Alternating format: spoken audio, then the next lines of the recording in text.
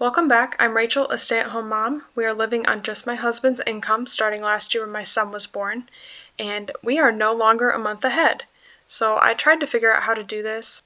I had to click the undo button quite a few times, but I think I have it figured out. Basically, we're going to be in debt to ourselves and pay back the vehicle purchase line. So my husband found the exact vehicle he wanted on Marketplace.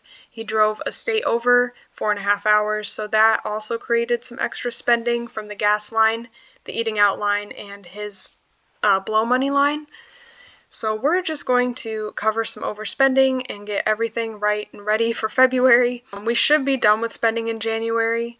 If anything comes up, it's technically going to be February spending, so that's no problem. This month I didn't do the best like I wanted to at not spending for the next month.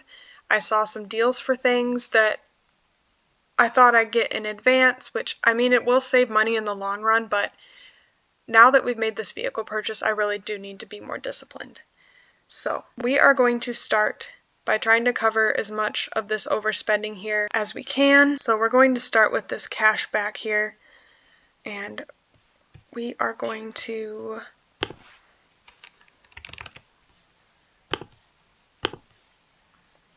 basically, I tried to scrounge up every penny I could from all of our cards and everything. So that takes care of that. We're just going to move this 1022 to my son's line. And then, this is awesome. I did the taxes. I haven't filed them yet. I'm waiting on one form that's literally going to be nickels and dimes. But I thought we were going to owe money, and we're actually going to have almost $4,000 coming back. So all this money I saved here, we can send straight to the car purchase line, which is great. Next year I think I'm going to try to have $1,000 saved just in case something comes up, but I know we won't have like $2,000 that we got back from putting in a new heat pump, and we had the $2,000 child credit, so my husband's also not getting those bonuses. We'll just see how it all comes out. Either way, I'd like to have $1,000 sitting there. So that helps a lot with this car purchase line. My husband actually did get $1,000 off too, so that was great, but we will have tax title license, so that's why this car registration line is no longer fully funded. So now let's check our overspending here. So grocery holding, I have it accounted for in the next month, so we can go ahead and cover that this month. Basically, I just deduct that amount from the total I want to put in groceries. Then we have just this little bit left on my son's. Here's the cleaning things I got in advance that I got some cash back for. Electric, it is so, I don't even know the word for it. But basically we used less than we did last year, but we got charged more, so that's just how much the rates increased. It was very annoying when I got that, so we can't wait to move someday to a different electric provider when we move houses. And then obviously we have this car purchase line, and then the credit card payments will get covered because I paid them from the checking account, so they show up as negative. So we are going to go back to all, and we're going to start by releasing my husband's income here. So we are going to cover the grocery holding. Oh, I guess I'm still not used to these views. Also, did anybody else notice that the YNAB toolkit is no longer supported? So everything looks really different to me because I had it so customized. So we're just going to do all these underfunded. Wonderful. Okay, then groceries. We can put this to ready to assign.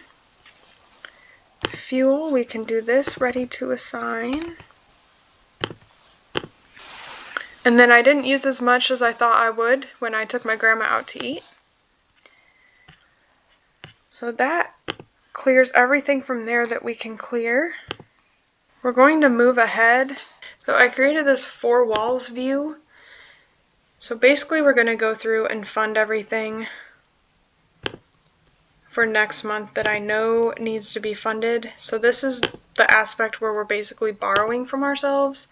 Yes, we could wait on these investments, but they automatically come out. and I just don't want to take the time to stop them when I know that we can technically afford them.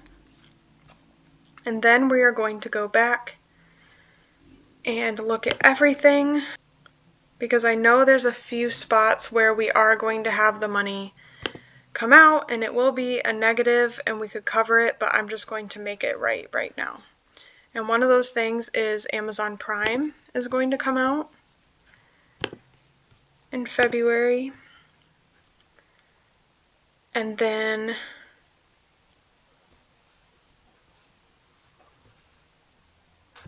water filters is also going to come out in February.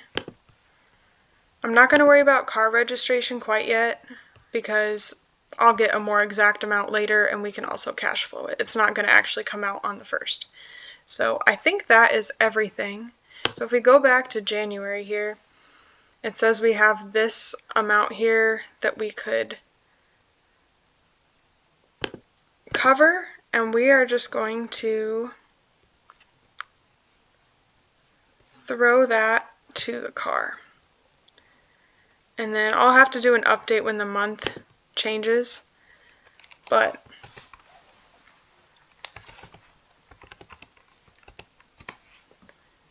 for now, that is how much we need to basically pay ourselves for the car.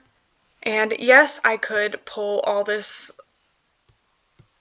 out of here, out of these long-term funds, and try to cover it and then build them back up, but just for the sake of organization, or we could even pull it out of our emergency fund, but just for the sake of organization, we're just going to leave it and we're going to cover it with the next few paychecks. So that is all we have for February. Not super fun. It's definitely going to be a journey here as we go on filling everything back up and getting a month ahead. But for now, we have our 4 walls covered for February. Everything that's going to come out on the 1st is covered. And we will hopefully be able to save, especially for baby number 2 and meat. We have a locker date coming up, so we need to catch up on that.